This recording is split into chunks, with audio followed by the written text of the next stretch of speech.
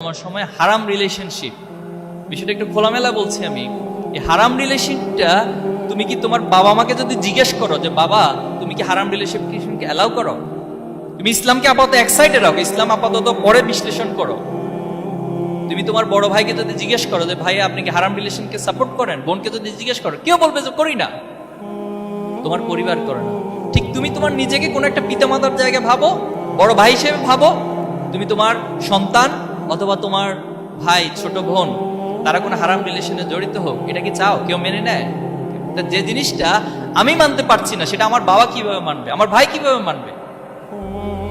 যে জিনিসটা আমাকে আমার সৃষ্টিকর্তা আমার ধর্ম নিষেধ করেছেন, সে জিনিসটা কখনো আমার জন্য কল্যাণ বয়ে নিয়ে আসতে পারে না। খুব সতর্ক থাকতে হবে। এরপর হচ্ছে আমার খারাপ বন্ধুগুলো, আমি যে বন্ধুদের সাথে মিশবো সে বন্ধুগুলো আমাকে নিজের অজান্তেই এমন একটা জায়গায় নিয়ে যাবে যেখান থেকে ফিরে আসার কাম ব্যাক করার সুযোগ থাকে না। এই জন্য খারাপ বন্ধু থেকে সতর্ক থাকতে হবে। করণীয় কি এখন তোমাদের?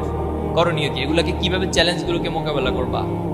প্রথমত হচ্ছে নিজের আত্মবিশ্বাস এবং নিজের গোল, নিজের লক্ষ্যের দিকে অবিচল ভাবে তাকিয়ে থাকতে হবে। আমার গোল কোথায়, আমি কোথায় যেতে চাই।